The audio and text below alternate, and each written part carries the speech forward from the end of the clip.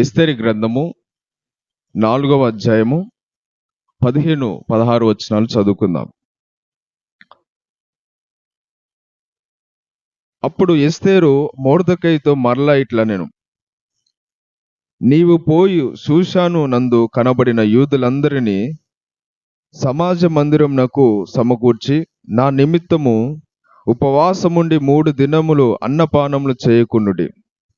నేనును నా పనికత్తెలను కూడా ఉపవాస ముందుము. ప్రవేశించుట న్యాయ వ్యతిరేకితముగా నున్నను. నేను రాజు నొద్దకు ప్రవేశించుదును, నేను నశించినా నశించెదను అని ఇక్కడ ఎస్తేరు రాణి ఇక్కడ చెప్తున్నది. ఇక్కడ చూడండి, ఎస్తేరు రాణి ఆమె పనికత్తెలు కూడా, ఇజ్రాయేల్ సమాజం అంతా కూడా, యూదులందరూ కూడా ఉపవాసం ఉంటున్నారు.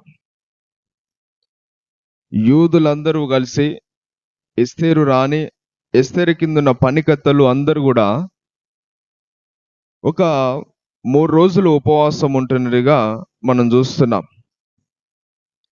ఎందుకంటే వారికి ఇక్కడ ఒక భయంకరమైన కష్టం వచ్చేసింది, ఒక భయంకరమైన శ్రమ, కష్టము, వేదన వచ్చింది. ఏమిటంటే యూదులందరూ కూడా ఒక దినమున హతమార్చబడాలి అనే ఒక చట్టం బయలుదేరింది ఆ దేశంలో. యూదులు ఎక్కడ ఉన్నా కూడా, ఏ పట్టణంలో, ఏ రాష్ట్రంలో, ఏ దేశంలో ఉన్నా కూడా, ఈ ప్రపంచంలో ఎక్కడున్నా కూడా యూదులందరిని కూడా లేకుండా సంహరించాలి, చంపేయాలి అని ఒక చట్టం బయలుదేరింది. ఎవరు ఆ విధంగా పనిచేసినారంటే యూదులకు శత్రువైన హామాను అని బైబిల్ సెలవిస్తుంది. హామాన్ అనే వ్యక్తి యూదును లేకుండా చేయాలని చూసినాడు. ఎందుకంటే ఈ యొక్క మొర్దెకై రాజు యొక్క ద్వారం యొద్ద, గుమ్మం యొద్ద ఉంటాడు ఎప్పుడు. ఈ మొర్దెకై రాజు యొక్క గుమ్మం దగ్గర ఆ యొక్క ఉన్నప్పుడు ఆయన ఒక యూదుడే కనుక, ఈ హామాను రాజు తర్వాత, అంటే అహష్వేరోషు రాజు తర్వాత అతి ప్రాముఖ్యమైన వ్యక్తిగా కనిపిస్తున్నాడు ఈ హామాను. ఒక ప్రధానమంత్రిగా ఉన్నాడు ఈ యొక్క హామాను. అలాంటి హామాను రాజు గుమ్మంలోకి వెళుతున్నప్పుడు, వస్తున్నప్పుడు అందరూ కూడా ఆయనకు నమస్కారం చేసి సాగిలపడుతున్నారు. కానీ ఈ మొర్దెకై మాత్రము నమస్కారం చేస్తలేడు, మొక్తలేడు. అక్కడ ఉన్న వాళ్ళందరూ కూడా, ఏందయ్యా అంత పెద్ద ప్రధానమంత్రి వస్తున్నప్పుడు నువ్వు కనీసం మొక్కవు, మోకరించవు ఎందుకు అని చాలా మంది చెప్పినారు. కానీ ఆయన యూదుడు కాబట్టి ఆయన అంటున్నాడు, నేను యూదుడిని కాబట్టి నేను ఎవరికి మొక్కను. ఎందుకంటే బైబిల్లో ఉంది, నీ దేవుడని యెహోవాకు తప్ప ఎవరు కూడా మొక్కొద్దు అని ఉంది. కాబట్టి నేను మొక్కను, నా దేవునికి మాత్రమే మొక్కుతాను అనేసి అక్కడున్న మనుషులకు కూడా చెప్పినాడు. వాళ్ళు ఏం చేసినారంటే ఈ యొక్క మొర్దెకై మొక్కట్లేదని ఈ మొర్దెకై మీద కొండాలు పుట్టించినారు హామానికి. హామానుతో అంటున్నారు, అయ్యా మొర్దెకై అని ఒక యూదుడు ఉన్నాడు, నువ్వు వస్తున్నప్పుడు పోతున్నప్పుడు అందరూ నమస్కారం చేస్తున్నాడు, కానీ ఈ మొర్దెకై నమస్కారం చేస్తలేడు నీకు అని కొండాలు తలిగించినారు, లేనిపోని వార్తలు పుట్టించినారు. అయినా కూడా మొర్దెకై ఎప్పుడు కూడా మోకరించేవాడు కాదు. ఒకరోజు ఈ యొక్క హామానుకి కోపం వచ్చేసింది. కోపం వచ్చింది. ఎందుకంటే నేను ఇంత ప్రధానమంత్రి అయ్యున్నా కూడా నాకేం సుఖం లేదు, నాకేం గౌరవం ఉండలేదు, నాకేం ప్రయోజనం లేకుండా అయిపోయింది. ఎందుకంటే ఈ మొర్దెకై అనే వాడు నన్ను చూసి అసలు భయపడతలేడు, నన్ను చూస్తే లెక్క చేస్తలేడు, నేను వస్తున్నప్పుడు పోతున్నప్పుడు అసలు కనీసం లేవని కూడా లేస్తలేడు అని తన భార్యకు తన స్నేహితులకు చెప్తున్నాడు. చూడండి, అప్పుడు ఈ హామాన్ ఏం చేసినాడంటే ఇక మొర్దెకైని ఒక్కనే చంపాలని అనుకోకుండా మొర్దెకై జాతి ఎవరైతే ఉన్నారో ఆ యూదులందరిని కూడా లేగుడు చేయాలని చూసినాడు. ఇవాళ ఈయనే నాకు మొక్కట్లేడు, ఈ యూదులందరూ కూడా రేపన్నాడు నేను ఎక్కడ పోయినా కూడా నాకు మొక్కరు, నేనంటే వాళ్ళు లెక్క చేయరు. కాబట్టి ఇతడు ఒక్కడిని చంపడం కొద్ది పని, కానీ ఇతని జాతి, ఇతని యొక్క వంశస్థులు ఎవరైతే ఉన్నారో ఆ యొక్క యూదులందరిని కూడా చంపాలి అని పన్నాగం అన్నాడు. చూడు ఎంత పెద్ద పన్నాగం అన్నాడు. పన్ని ఏం చేసినాడంటే ఈయన యొక్క సొంత డబ్బులని, బంగారం వెండినే యూదులందరిని చంపడానికి ఎంత ఖర్చు అవుతుందో, ఎంత వేలవుతుందో అవన్నీ కూడా ఈయనే ఖర్చు పెట్టుకొని మరి యూదులందరూ లేకుండా చేయాలని చూస్తాడు. చేసి రాజు దగ్గర నుంచి కూడా ఆజ్ఞ తీసుకొస్తాడు, రాజుతో సంతకం పెట్టిస్తాడు, రాజు యొక్క ఉంగరంతో ముద్రిస్తాడు. ఇక ఫలాని సమయమున 12వ నెలలో 13వ తారీఖున పిల్లలేమి, పెద్దలేమి, పురుషులేమి, స్త్రీలేని అందరూ కూడా యూదులు ఎక్కడ కనిపించినా కూడా ఒక్కరు లేకుండా చంపేయాలి అని ఆజ్ఞ బయలుదేరిందిగా. చూడండి ఎంత పన్నాగమన్నాడు. అప్పుడు ఈ యొక్క వార్త మొర్దెకై వింటాడు. ఆ పత్రాలన్నీ కూడా అందుతున్నప్పుడు అక్కడక్కడ ఉన్న యూదులందరూ కూడా ఉపవాసం నుండి ప్రార్థన చేస్తారు. మొర్దెకై కూడా గోనె పట్ట కట్టుకొని ఏడ్చి ఉపవాసం ఉంటాడు. రాజు గుమ్మం దగ్గరకు వచ్చి ఎస్తేరు రాణి ఆ రాజనగర్లో ఉన్నప్పుడు ఆమె దగ్గరికి వార్త పంపిస్తాడు, మీరు వెళ్ళి ఎస్తేరు రాణితో చెప్పండి, ఈ హామాన్ అనే వ్యక్తి యూదులు లేకుండా చేయాలని ఒక చట్టం తీసుకొచ్చినాడు, రాజుని వేడుకోమని చెప్పు అనేసి ఒక వ్యక్తి ద్వారా వర్తమానం పంపిస్తాడు.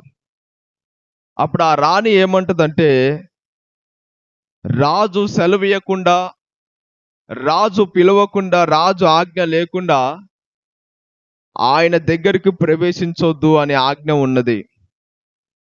ఒకవేళ ఆయన చెప్పకుండా, ఆయన ఆజ్ఞ లేకుండా రాజ సముఖములకు వెళ్తే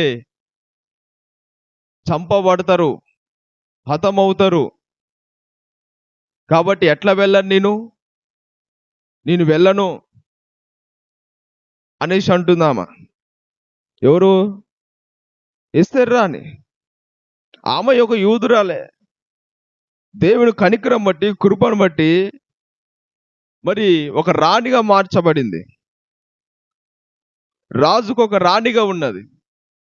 అలాంటి ఆమె ఏం చేస్తుందంటే ఇలాంటి సమయంలో ప్రవేశించలేను, అలా రాజు సెలవు లేకుండా ప్రవేశిస్తే రాజు కోపం వచ్చి ఒకవేళ హతమార్చొచ్చు, ఎవడనేది కూడా చూడడు అని మళ్ళా మొర్దెకై కాడికి వర్తమానం పంపిస్తుంది.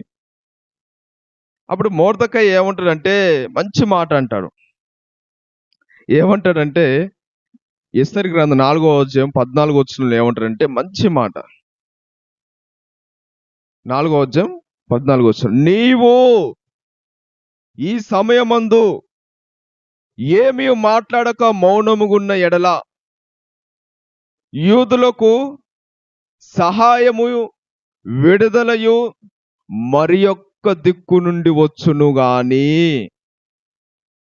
నీవును నీ తండ్రి ఇంటి వారును నశించుదురు. నీవు ఈ సమయమును బట్టి రాజ్యమునకు వచ్చితేమేమో ఆలోచించుకోమని చెప్పాను. చూడు మొర్దెకై ఏమంటున్నాడు, మళ్ళా ఎస్తేర్ రాణితో వర్తమానం పంపుతూ ఏమంటున్నాడు, నీవు ఈ సమయమున రాజు దగ్గర ఒకవేళ విజ్ఞాపన చేయలేదనుకో, యూదుల పక్షంగా నువ్వు వాళ్ళ కోసం వేడుకోలేదనుకో, యూదులకు సహాయం ఎక్కడి నుంచైనా వస్తుంది. దేవుడు ఆయన ప్రజలు మర్చిపోడు, ఆయన ప్రజల్ని విడిచిపెట్టడు. ఆయన ప్రజల్ని ఎంత కష్టమైనా ఎన్నుకున్న ప్రజలు, ఏర్పరచుకున్న ప్రజలు కాబట్టి దేవుడు యూదులకి సహాయం చేయడానికి, వాళ్ళని విడిపించడానికి మరి ఒక చోట నుండి ఎక్కడి నుంచైనా సాయం పంపిస్తాడు దేవుడు అనేసి అన్నాడు. ఎంత మంచి మాట చూడండి, ఎక్కడి నుంచైనా పంపిస్తాడు. నిజం, ఎందుకంటే యూదులంటే వాళ్ళు అబ్రాహాము సంతానం. ఆ ప్రజలు దేవుని ప్రజలు, వాళ్ళు దేవుని చేత ఏర్పరచబడిన వారు. అలాంటి వారిని దేవుడు ఎప్పుడు కూడా హతం చేయడు. హతం చేయాలనుకున్న వాళ్ళందరూ కూడా నిర్మూలం అయిపోయినారు, కానీ వీళ్ళని మాత్రం ఉంచుతూ వచ్చినాడు. అట్లనే ఇప్పుడు కూడా సాయం చేస్తాడు. ఆయన ప్రజల్ని సాయం చేస్తాడు, ఆయన ప్రజలకు విడుదల ఇస్తాడు. నువ్వు మాట్లాడకపోయినా, రాజు దగ్గర విజ్ఞాపన చేయకపోయినా కూడా దేవుడు యూదులకు ఎక్కడి నుంచైనా సాయం దయచేస్తాడు, మరి ఒక దిక్కు నుంచి సాయం చేస్తాడు. ఎంత మంచి మాట అన్నది. అంటే అంత విశ్వాసం, అంత నమ్మకం ఉంది దేవుని మీద. దేవుని ప్రజలు కూడా ఈరోజు భయపడిన అవసరం లేదు.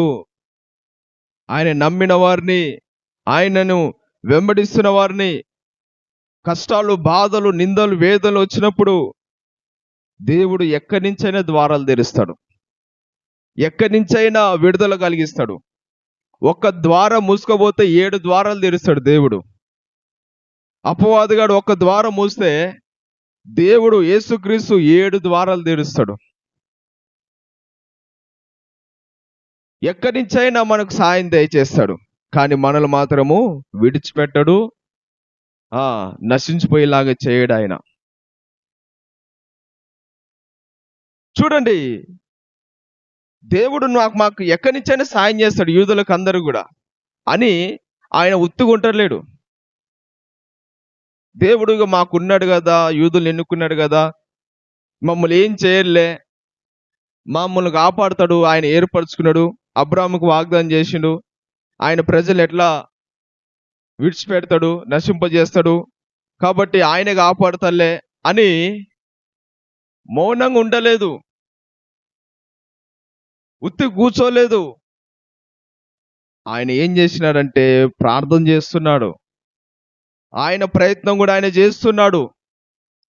ఆయన కూడా గోనె పట్ట కట్టుకొని ఉపవాసం ఉన్నాడు.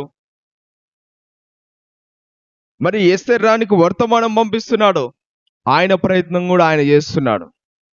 చాలా మంది కూడా ఏం చేస్తారంటే, దేవుడు మాకున్నాడు, మాకు సాయం చేస్తలేండి అని వాళ్ళు ఒక్క చోట కూర్చొని వాళ్ళు ఏం చేయకుండా, మొత్తం కూడా మనుషులు కూడా వాళ్ళ ప్రయత్నం వాళ్ళు చేయకుండా ఉత్తి కూర్చుంటారు. కానీ అలా చేయకూడదు. దేవుడు మనల్ని కాపాడుతాడు, కానీ మనం కూడా మనం ప్రయత్నం చేయాలి, ప్రార్థన చేయాలి. అలాగనే మన ప్రయత్నం కూడా మనం చేయాలి. అప్పుడు దేవుడు గొప్ప కార్యం చేస్తాడు. ఆ యొక్క మొర్దెకై అంటున్నాడు, నువ్వు సహాయం చేయకపోయినా, నువ్వు విజ్ఞాపన చేయకపోయినా రాజు దగ్గర యూదులకు ఒక చోట నుంచి మరొక చోట నుంచి సహాయం పంపిస్తాడు, కానీ నువ్వును నీ ఇంటి వారు నశించెదరని జ్ఞాపకం చేసుకో అంటున్నాడు. ఈరోజు సహోదరులారా, మనం కూడా, ప్రతి ఒక్కరు కూడా మనం ప్రార్థన చేయాలి. మనం కూడా చేసే పని చేయాలి. మనం ఇటు ఒకవైపు ప్రార్థన చేస్తూ, మనం కూడా ఒకవేళ నీకు జాబ్ కావాలంటే నువ్వు ప్రార్థన చేస్తూ నువ్వు జాబ్ కోసం ప్రయత్నం చేయాలి. నువ్వు ప్రార్థన చేస్తూ నీ పని కోసం ప్రయత్నం చేయాలి. నువ్వు ప్రార్థన చేస్తూ నీ వ్యాపారంలో కూడా నువ్వు సాగిపోవాలి. నువ్వు ప్రార్థన చేస్తూ నీ పనులన్నిటిని కూడా నువ్వు చేస్తూ ఉండాలి. కానీ దేవుడు నాకున్నాడు కదా, నాకు ఏ హాని జరగదు కదా అని మనం ఉత్తైనే కూర్చోడానికి వీల్లేదు. దేవుడు నిన్ను ఎందుకు ఎన్నుకున్నాడో ఆ పని చేస్తూ దేవుడు నువ్వు కూడా నీ ప్రయత్నం చేస్తూ ఉండాలని దేవుని యొక్క వాక్యం సెలవిస్తుంది. ఇక్కడ మొర్దెకై అయితే దేవుడు కాపాడుతాడు కదా అని ఉత్తుగా ఉండలేదు, కానీ ఆయన ప్రయత్నం కూడా ఆయన చేస్తూ ఉన్నాడు. ఇక్కడ జరిగిన విషయం ఏమిటంటే, అప్పుడు ఎస్తేరు రాణి ఏం చేస్తా అంటే, ఇక మొర్దెకై దగ్గరికి మరలా వర్తమానం పంపిస్తుంది. సరే, నేను నా పనికత్తెలు 3 రోజులు అన్నపానం మానేసి ఉపవాసం ఉంటాం. నీవు యూదులందరిని కూడా సమకూర్చి సమాజ మందిరమును సమకూర్చి నా కోసము ఉపవాసం ఉండు, 3 దినాలు ఉపవాసం ఉండండి. రాజు దగ్గర పోయి విజ్ఞాపన చేస్తాను. నేను నశించినా నశించదును అని అంటుందామా.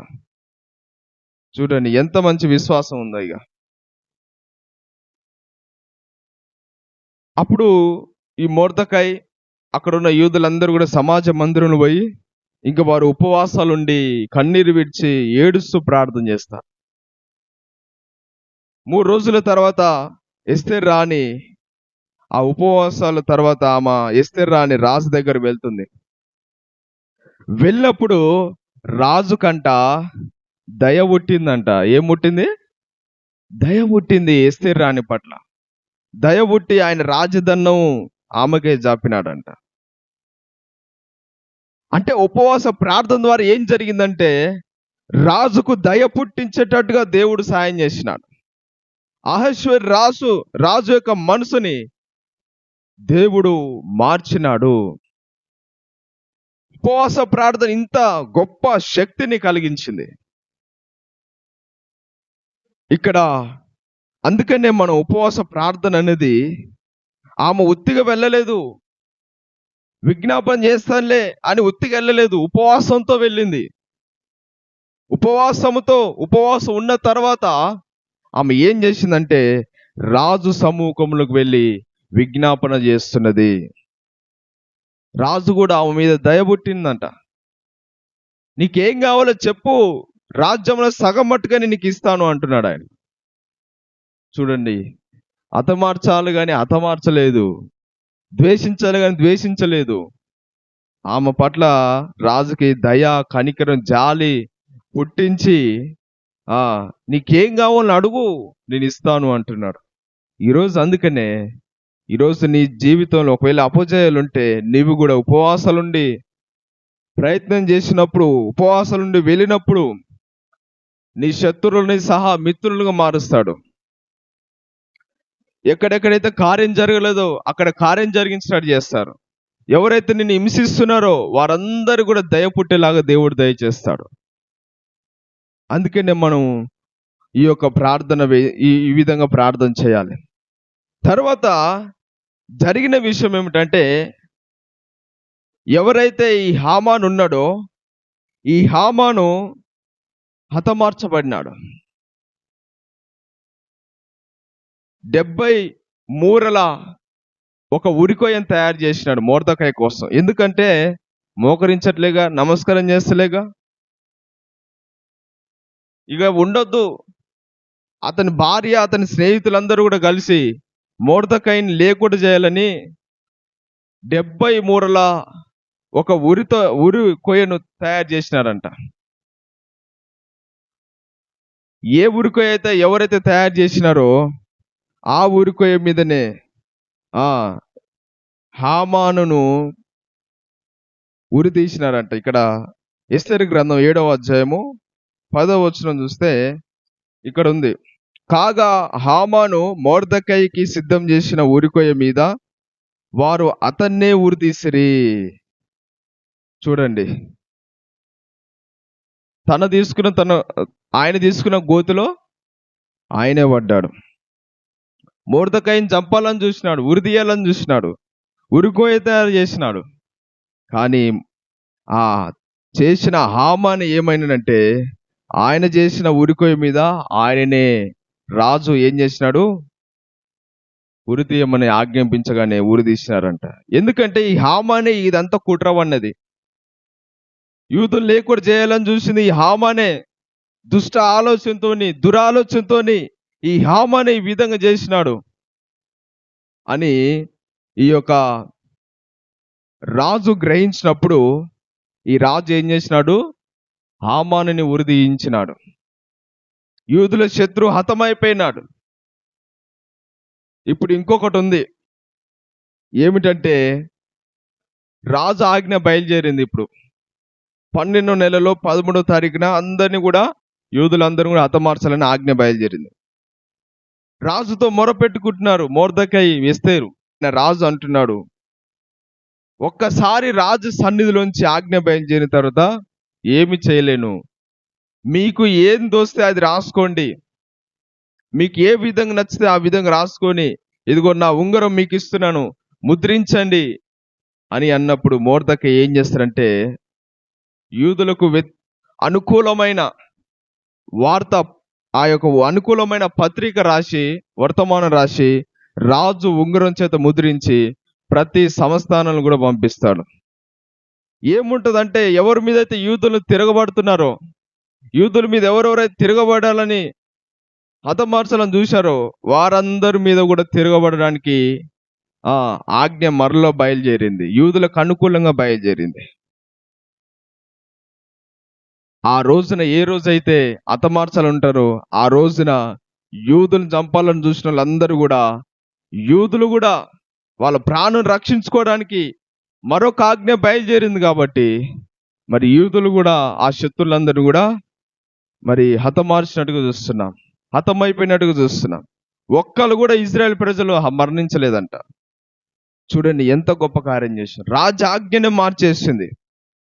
ఒకవైపు ఏమో రాజుకు దయ పుట్టేలాగా చేసింది, రెండోదిగా ఏమో ఆ యొక్క హామాను హతమార్చబడేట్లుగా చేసినది, మూడోదిగా యూదులందరి పక్షంగా దేవుడు కార్యం జరిగించి యూదులను రక్షించే విధంగా రాజాజ్ఞనే మార్చేసింది అనమాట. చూడండి, ఉపవాసం అనేది ఇగో ఈ విధంగా వాళ్ళకు భయంకరమైన శ్రమ వచ్చినప్పుడు, కష్టం వచ్చినప్పుడు ఇంకా ఏడుస్తూ, కన్నీరు గారుస్తూ, రోదన చేస్తూ దేవుని పాద సన్నిధిలో ప్రార్థన చేసేవారు. అందుకని ఇప్పుడు కూడా ఇజ్రాయెల్ ప్రజలు ఈ పండుగ చేసుకుంటారు. ఈ పండుగను ఏమంటారు అంటే పూరిము పండుగ అంటారు. ఇజ్రాయెల్ ప్రజలు ఇప్పటికి చేసుకుంటారు. ఎందుకంటే ఈ హామాన్ అనే వ్యక్తి ఇజ్రాయెల్ లేకుండా చేయాలని చూసినాడు, కానీ దేవుడు మాత్రము కాపాడినాడు, రక్షించినాడు, రాజ్యాజ్ఞను మార్చేసినాడు, శత్రువులను కూడా అణిచివేసినాడు ఆయన. ఈరోజు మనం కూడా అందుకనే ఏదైనా కష్టం వచ్చినప్పుడు, ఏదైనా బాధ వచ్చినప్పుడు, ఏదైనా వేదన వచ్చినప్పుడు, నువ్వు జయించలేని స్థితిలో ఉన్నప్పుడు నువ్వేం చేయాలంటే, నువ్వు కూడా ఇట్లనే నువ్వు ఉపవాసం ఉండి దేనికోసమైతే ఏదైతే కావాలనుకుంటున్నావో, ఏదైతే నీ ఎదుట ఉందో వాటి కోసం నువ్వు ఉపవాసం ఉండి ప్రార్థన చేయి. ఎవరైతే నీకు శత్రువులు ఉన్నారో వాళ్ళందరూ కూడా మారేటట్టుగా నువ్వు ప్రార్థన చేయి. దేవుడు కార్యం చేస్తాడు. ఈరోజు అందుకనే మనం మన సొంత శక్తి ద్వారా ఏం చేయలేం, కానీ దేవుని కృప ద్వారానే ఇదంతా జరిగింది. దేవుని యొక్క ఆయన ప్రణాళిక ప్రకారమే ఇదంతా జరిగింది. రాజు మారడం అంటే అది మామూలు విషయం కాదు. ఆయన మామూలు రాజు కూడా కాదు. మరలా అహష్వేరోషు ఎన్నో రాజ్యాలకు, ఎన్నో దేశాలకు ఒక రాజు ఆయన. అలాంటి రాజు ఎస్తేరు రాణి మీద దయ పుట్టింది. నీకేం కావాలో చెప్పు, నీకు ఇస్తాను అంటున్నాడు ఆయన. మరి హామాను యూదుల శత్రువు అయిన హామాను కూడా హతమార్చబడేట్లుగా చేసింది. అంతేకాదు, రాజు యొక్క ఆజ్ఞ కూడా మార్చబడి యూదులందరూ కూడా రక్షించబడేటట్టుగా, ఏ ఒక్కరు కూడా చనిపోకుండా దేవుడు వాళ్ళందరూ కూడా కాపాడినాడు. చివరికి ఈ మొర్దెకైని దేవుడు ఏం చేసినాడు, ఈ హామాను ప్లేస్లో మొర్దెకైని దేవుడు ఒక ప్రధానమంత్రిగా నియమించినాడు. ఆమేన్. ఎంత మంచి గొప్ప కార్యం చేసింది. మో మొర్దెకైనే ఉరి తీయాలని చూసినాడు హామాను. కానీ ఎంత ప్రయత్నం చేస్తున్నా కూడా దేవుడు ఇంకా మొర్దెకైని హెచ్చించుకుంటూనే వస్తున్నాడు, దీవిస్తూ వస్తున్నాడు. హామానేమో మొర్దెకైని లేకుండా చేయాలి, హతమార్చాలని ఎన్నో రకాలుగా ప్లాన్లు వేస్తూ వస్తున్నాడు ఆయన భార్య, ఆయన స్నేహితులు. కానీ దేవుడు అంతకంతకు హెచ్చించుకుంటూ వస్తున్నాడు, అంతకంతకు ఆశీర్వదించుకుంటూ వస్తున్నాడు. అందుకనే ఈరోజు ఇన్ని గొప్ప కార్యాలు ఎలా జరిగినాయంటే దేవుడు వాళ్ళ పక్షంగా ఉన్నాడు. దేవుడి మీదనే ఈ కార్యం జరుగుతుంది. దేవుడి మీదనే భారం వేసి మనం సాగిపోయినప్పుడు ఇట్లాంటి కార్యాలు చేస్తాడు. ఒక ప్రధానమంత్రిగా దేవుడు ఈ మొర్దెకైని ఆ యొక్క రాజు కింద ఉంచినాడు. హామాను తర్వాత మొర్దెకైని దేవుడు ఆ రాజు నియమించినాడు ప్రధానమంత్రిగా. ఎంత గొప్ప కార్యం చూడండి. అందుకనే శత్రువులు ఎంత పన్నాగం వండినా కూడా ఆయన ప్రజలు ఇంకా కాపాడుతూ ఇంకా ఉన్నత స్థితిలో పెడతాడు. కానీ ఎప్పుడు కూడా ఆయన మౌనంగా ఉండే దేవుడు కాదు, కాపాడుతాడు, ఇంకెక్కువ హెచ్చిస్తాడు. రాజుకు నిద్ర పట్టలేదంట. ఒక రాత్రి ఏమైందంటే రాజుకు నిద్ర పట్టలే. అహశ్వరేష్ రాజుకు నిద్ర పట్టలే. మొర్దెకై ఒకసారి మంచి కార్యం చేస్తాడు. ఒక ఇద్దరు మనుషులు రాజును చంపాలని ప్లాన్ వేసినప్పుడు అది రాజుకు తెలియజేస్తాడు. ఆ చేసిన కార్యాన్ని తెలియజేసినప్పుడు ఆ రాజు ఏం చేస్తాడంటే ఆ ఇద్దరు మనుషులను చంపిస్తాడు. కానీ మొర్దెకై చేసినది ఆ మంచి కార్యం మర్చిపోతాడు. ఒక రోజు ఏమైందంటే రాజు నిద్ర పట్టక ఆయన గ్రంథంలో ఏదన్నా మంచి కార్యం ఉందనేది వెతుకుతున్నప్పుడు మొర్దెకై నాకు మేలు చేశాడు, నన్ను చంపాలనుకున్న వాళ్ళని చూపించినాడు, వాళ్ళ పన్నాగలు చూపించినాడు, ఆయనకి ఏమైనా బహుమానం ఇచ్చారా అని అడిగినప్పుడు ఏమి ఇయ్యలేదయ్యా అంటాడు. ఇయ్యలేదంటారు కింద ఉన్నారు. అప్పుడే హామాను ఏం చేస్తారంటే ఉరికొయ్యను తయారు చేసి ఆ ఉరి తీయించాలి ఇక మొర్దెకైని అని రాజు దగ్గర ఆజ్ఞ పొందుకోవడానికి వస్తున్నాడు. ఈ హామాను ఏమో మొర్దెకైని ఉరి తీయించాలి, ఉరికొయ్య తయారు చేసినాడు, దాని మీద ఉరి తీయించాలి రాజా అని రాజు సన్నిధికి అడగడానికి వస్తున్నాడు. రాజు ఏమో అప్పుడే ఏం చేస్తున్నాడంటే ఆ యొక్క హామానుతో అంటున్నాడు, హామాను రాజుని గణపరిచిన వాణిని ఏం చేయాలి, ఏ విధంగా సత్కరించాలి అని అంటాడు. ఈ హామాను ఏమనుకుంటే నేనే కదా రాజుని గణపరిచేది, ఇంకా నాకంటే ఎవరున్నారు అని ఈయనే అంటుకుంటాడు హామాను. కాబట్టి ఆయన ఏం చేస్తాడంటే రాజుని గణపరిచిన వాడిని ఏం చేయాలంటే, రాజా నీ రాజవస్త్రాలు తొడిగించాలి, నీ గుర్రం మీద తిప్పాలి, రాజనగరాలు తిప్పాలి, గొప్ప నీకున్నంత సన్మానం ఆయన కూడా చేయాలని అన్నప్పుడు అప్పుడు రాజు ఏమంటాడంటే నువ్వు చెప్పిన పని ఒక్కటి కూడా తప్పకుండా ఆ మొర్దెకైకి చేయిపో అంటాడు. చూడండి ఎంత గొప్ప కార్యం. ఒకవైపు ఏమో ఉరికొయ్యను తయారు చేసినాడు హామాను, దాని మీద ఉరి తీయించడానికి ఆజ్ఞ పొందుకోవాలని రాజు దగ్గరకు వస్తున్నాడు.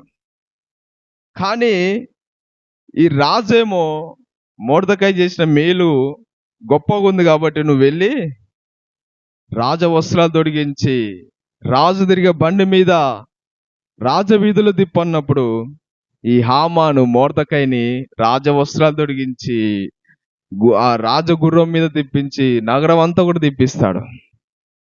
అంటే హామానేమో హతమార్చాలని, కానీ దేవుడు ఏం చేస్తున్నాడు, ఇంకా హెచ్చించుకుంటూ వస్తున్నాడు.